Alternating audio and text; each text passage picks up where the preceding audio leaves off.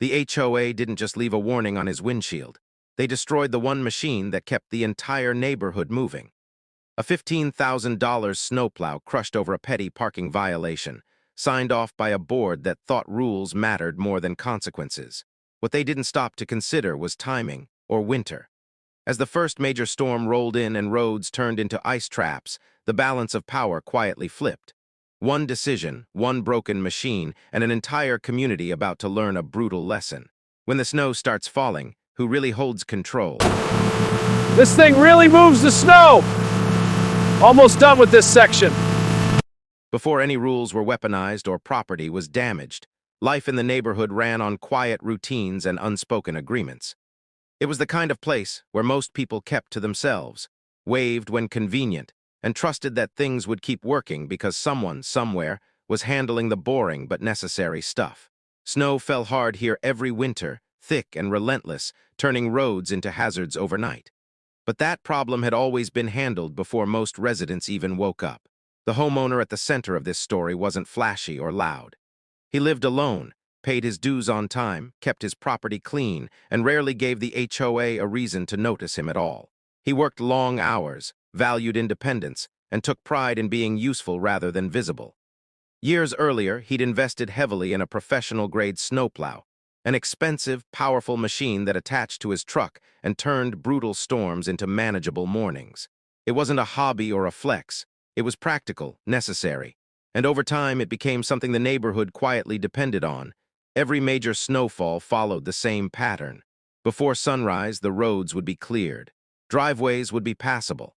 Emergency vehicles could move freely. Parents could get their kids to school, and commuters could reach work without white-knuckle drives. The HOA never officially contracted him, never put anything in writing, never publicly acknowledged the arrangement. But they didn't stop it either. They accepted the results, collected praise from residents, and enjoyed smooth winters without paying a cent. The neighborhood itself was governed by a homeowners association that loved appearances. Perfect lawns, uniform rules, strict compliance. On paper, it was about order and property values. In practice, enforcement depended on who was watching and who felt empowered to act. Over time, leadership shifted, and the tone subtly changed. Rules that had once been flexible became rigid. Warnings became citations. Discretion turned into punishment. The homeowner noticed it slowly at first. More notices taped to doors, more emails reminding residents of obscure bylaws, more inspections. Still, he stayed out of it. His focus remained on work, maintenance, and preparing for the inevitable winter season. The snowplow was serviced, fueled and ready, parked on his own property, positioned for quick access when storms hit. That's when the tension began to creep in. Parking regulations, once loosely interpreted, suddenly mattered. The exact placement of vehicles became an issue. What had never raised concern before was now being scrutinized. The snowplow truck, large but necessary, stood out. It wasn't abandoned. It wasn't blocking traffic, but it didn't fit neatly into the HOA's vision of uniformity. At the same time, the HOA leadership grew more confident, more aggressive. Enforcement wasn't just about compliance anymore. It was about control.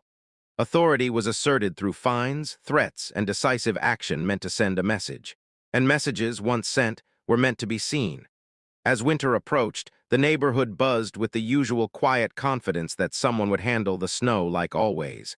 No meetings were held to discuss alternatives. No contracts were signed. No contingency plans were made. Everyone assumed the system would continue because it always had. What no one realized, what no one bothered to consider, was how fragile that arrangement really was. One rule interpreted too strictly. One decision made without context. One moment where power was exercised without thinking through the consequences. The snowplow sat ready, silent, waiting for the first storm. The HOA watched closely, focused on compliance rather than function. And somewhere between rules on paper and reality on the ground, a collision was coming.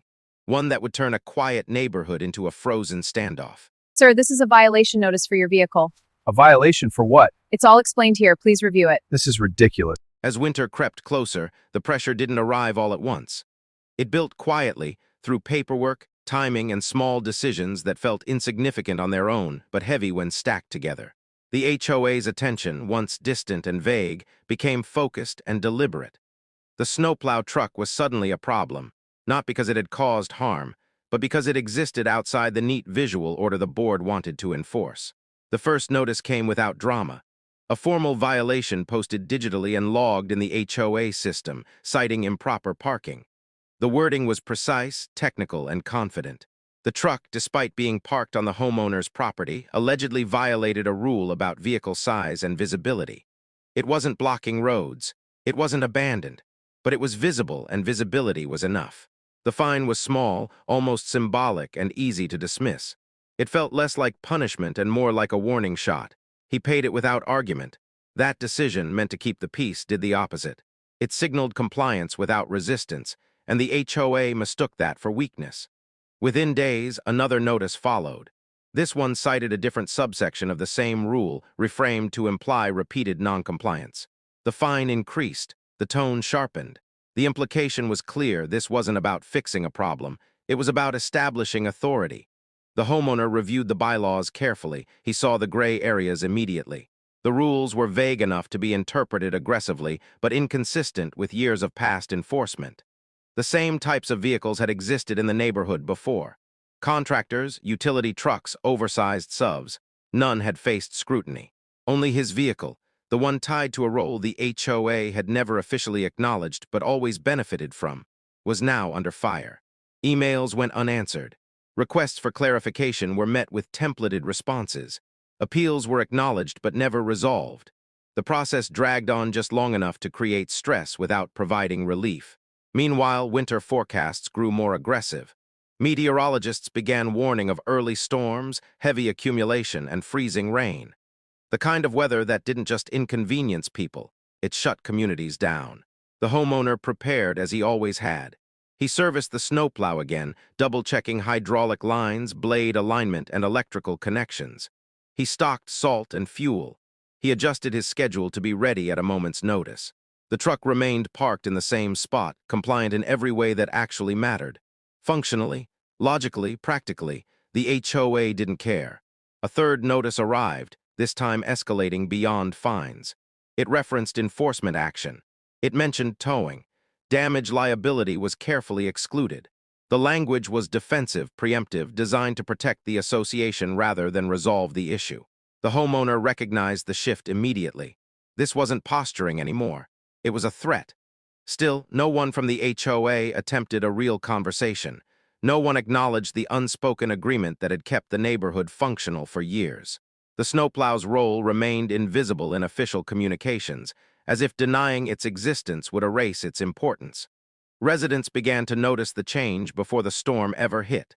The snowplow truck became a talking point. Some neighbors quietly expressed concern. Others avoided the topic entirely. The HOA leadership, meanwhile, doubled down. Enforcement patrols increased. Photos were taken. Documentation was gathered. The process moved forward with mechanical efficiency, blind to consequence. Then came the warning.